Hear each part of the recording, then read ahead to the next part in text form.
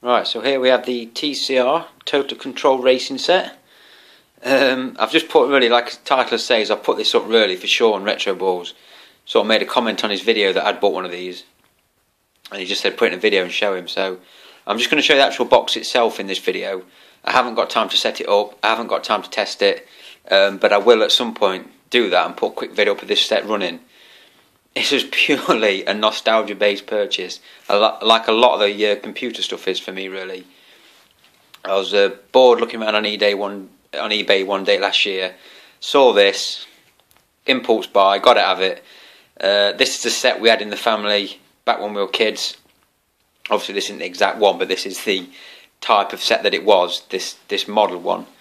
And for any that don't know about TCR, as it says there, look, it's the Total Control Slotless Racing System. And what you have is you can have two people using it, as you would say a Scalextrics, with the controllers. But say this car is a jam car, so would the yellow one be.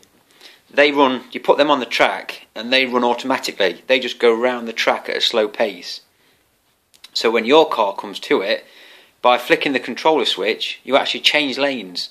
So you can actually do overtaking on the TCR, which is not like Scalextrics, which is why I never really understand why this didn't take off as much as the Scalextrics did. So as you can see from the picture as well, there's an outside loop and an inner loop. What you would do is, if you was coming around the course, you would take the banking on the outside lane.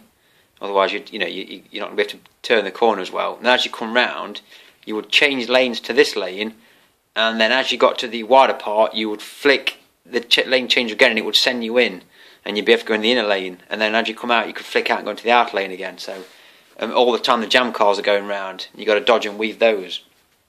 So it's fantastic. I'll just take the. This one was originally bought. That'll come out in the light. If I can get out of the way of the moonlight. Taylor and McKenna, £45.50 originally.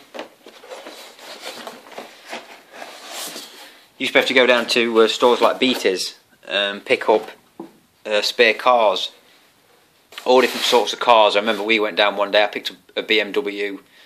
My brother bought the yellow Lancia, and that had lights on it. So obviously, if you turn the lights off and play this in an evening, the lights on the car would shine up as you're going around the track. Absolutely fantastic. And lots of the paperwork and stuff. It shows you the track. You could also buy sections of the track separately as well. And this is just an idea for the track. You can make the track any way you want to make it, as long as obviously you've got enough pieces to fit it together. These are the controllers. So obviously that's just your speed as you hold it down, and then that is what will change your lane. So if you're driving along, coming up behind the jam car, flick the switch, your car will change lanes, go by the jam car, pull it back, and you change lane again. Obviously if you're coming into a corner, as you come around to a corner, you want to be in the outside lane to use the part of the banking, help get you around. This is how the track sits together. This is what happens over time, is this stuff can get dirty, and you connect it all together and it doesn't really send a live feed all the way around it anymore, and that's why it stops it working. But here's one of the cars, and it's to do with these, which determines which player you're using.